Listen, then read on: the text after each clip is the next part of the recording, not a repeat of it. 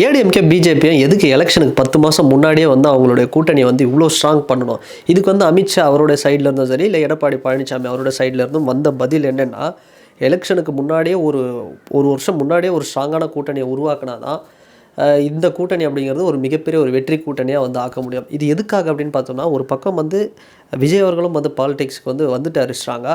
அவர் போய்ட்டு இருக்கிற சின்ன சின்ன கட்சிகளெல்லாம் வந்து ஒன்றிணைச்சு ஒரு பெரிய ஸ்ட்ராங்கான அலைன்ஸ் ஃபார்ம் பண்ணிட்டாருன்னா, அது வந்து ஏடிஎம்கே வந்து வீக்காக இருக்குது அப்படின்னு வந்து டிஎம்கேவுக்கு ஒரு தாட் வந்துடும். அதனால் முன்கூட்டியே நம்ம ஒரு ஸ்ட்ராங்கான அலைன்ஸை குட்டி குட்டி ஆர்கனைசேஷன்ஸு சின்ன சின்ன கட்சிகள் எல்லாத்தையும் வந்து ஒன்றிணைச்சு வந்து நம்ம போட்டுட்டோம்.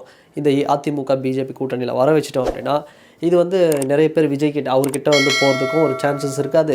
இது வந்து டிஎம்கேவுக்கும் ஒரு பெரிய ஒரு அச்சுறுத்தலை வந்து ஏற்படுத்தும். நம்ம ஈஸியாக வின் பண்ணுறதுக்கும் இருக்கும். ஸோ மினிமம் பார்த்தோம் அப்படின்னா இந்த கூட்டணி ஒரு 150 சீட்டை வந்து எப்படியாவது டார்கெட் 150க்கும் மேலே ஒரு சீட்டை வந்து டார்கெட் பண்ணி வின் பண்ணணும் அப்படிங்கிறதுக்காக ஒரு பெரிய அளவில் வந்து இந்த அலைன்ஸை வந்து ஃபார்ம் பண்ணிகிட்ருக்காங்க.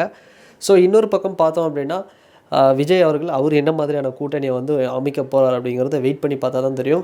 பட் அமித்ஷா அவர்கள் வந்து சொன்னது என்னென்னா தான் வந்து பிஜேபி ஒரு பெரிய நேஷ்னல் பார்ட்டியாக இருந்தாலும் ஏடிஎம்கே தான் இங்கே வந்து ரூலிங்கில் இருக்கும். நாங்கள் அதில் வந்து எந்த இதுலேயும் வந்து நாங்கள் தலையிட மாட்டோம்.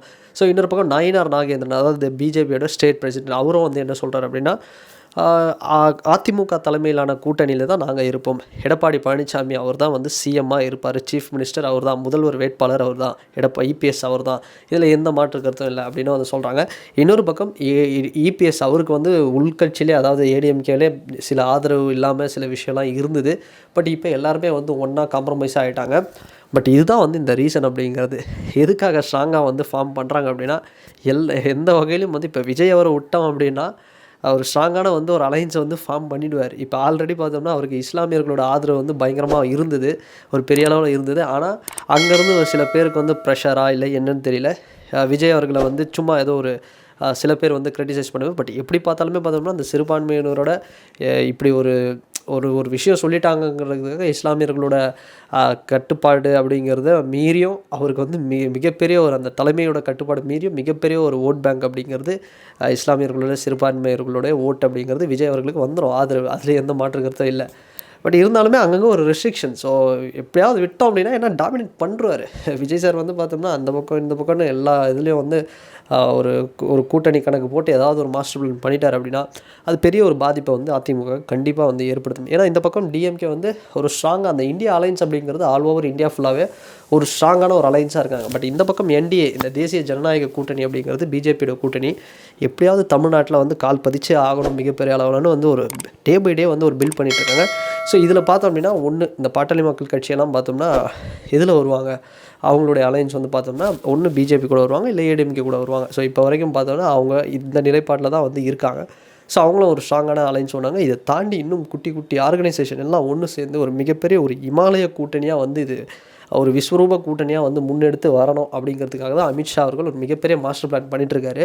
ஸோ எடப்பாடி பழனிசாமி அவர்களும் அவர் தான் வந்து முதலமைச்சர் வேட்பாளர், இதில் எந்த ஒரு டவுட்டுமே கிடையாது. ஸோ கூட்டாட்சி அப்படிங்கிறத தாண்டி அதிமுக தலைமையில் தான் பிஜேபி வந்து இருக்க போகிறாங்க.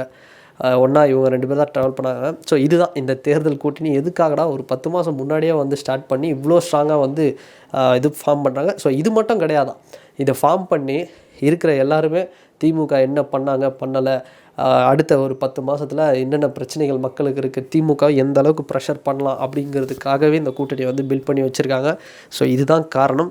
ஸோ இதெல்லாம் வந்து டிஎம்கேவுடைய மீண்டும் ஸ்டாலின் வேண்டும் ஸ்டாலின் அப்படிங்கிற அந்த ஒரு ஸ்லோகனை வந்து அணை போட்டு தடுக்குமா, இல்லை இந்த கூட்டணி வந்து விஜயுடைய அந்த மாயை வந்து உடைக்குமா?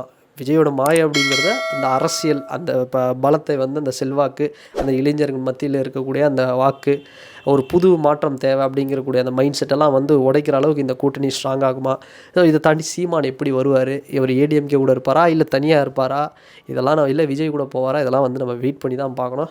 ஸோ அண்ட் இந்த வீடியோ பற்றின உங்களுடைய கருத்து என்ன அப்படிங்கிறது இந்த கமெண்ட் செக்ஷனில் பதிவிடுங்க. அண்ட் வேறு ஒரு வீடியோவில் வேறு ஒரு கண்டென்ட்டில் நான் உங்களை பார்க்குறேன். பாய்.